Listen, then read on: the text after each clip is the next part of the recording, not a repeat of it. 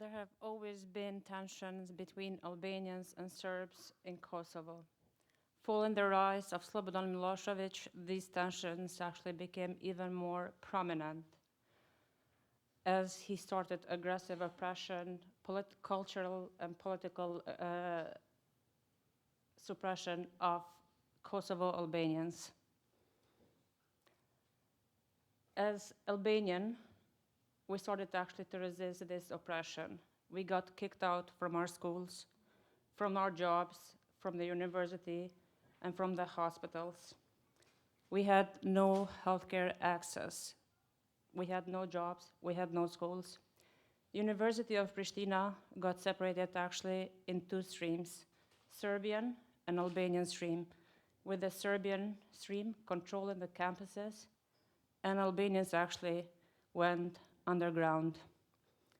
Studying medicine, and it was actually illegal.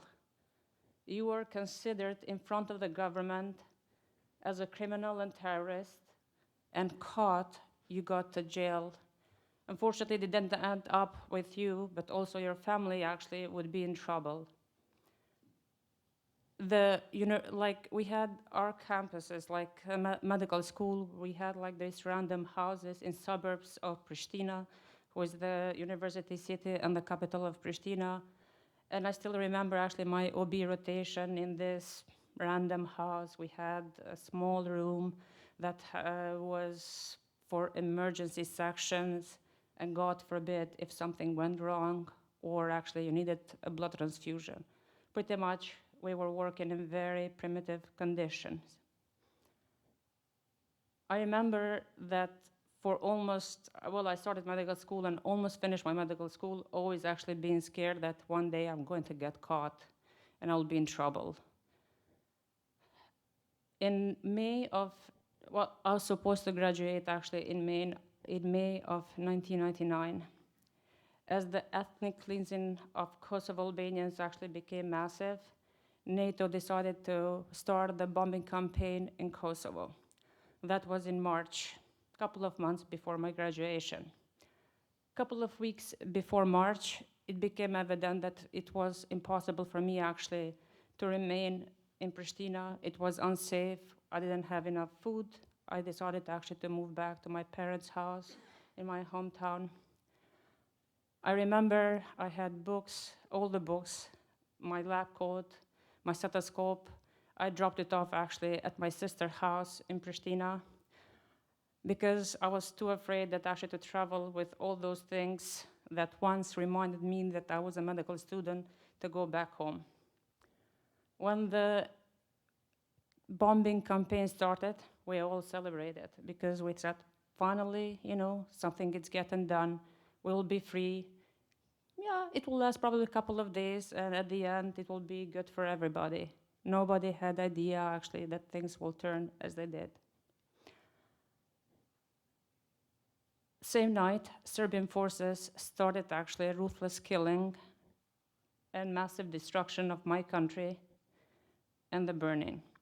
First night, one of the first casualties was a prominent surgeon in my city that was killed in front of his wife. That was not a random act because physicians and educated people actually were targets. My neighbor, who was wheelchair bound, was burned in his home alive, while the family actually had to watch while the house was burning, and I can only imagine probably his screams.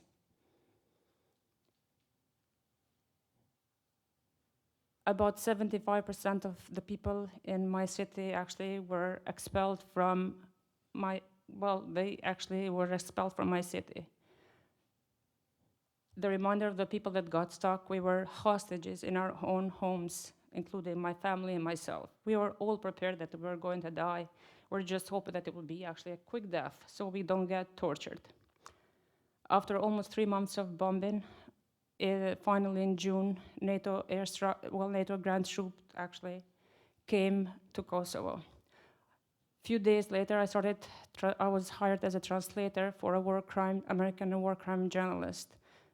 First visit, we did it actually in my city, where 18 women and children actually were burned in the basement. To this day, I cannot get that smell out of my head. Visited, actually, we discovered many mass graves. We walked for miles where in the lands where there were booby traps just to get to the remote villages and see actually what happened. At that time, I felt emotionally numb. I didn't care if I die, you know. At this point, I was so glad that actually the story to really what happened in Kosovo was getting out. Finally, we made it to Pristina. I was excited. I'm like, let me go and see what's happening. I had no idea what happened to my sister. As I was running in her house was completely destroyed. I ran to her bedroom to see all my books tear apart, destroyed from the rain and snow. Despite seeing everything, dead people in the streets, lifeless children, scattered limbs, I lost it when I saw my books.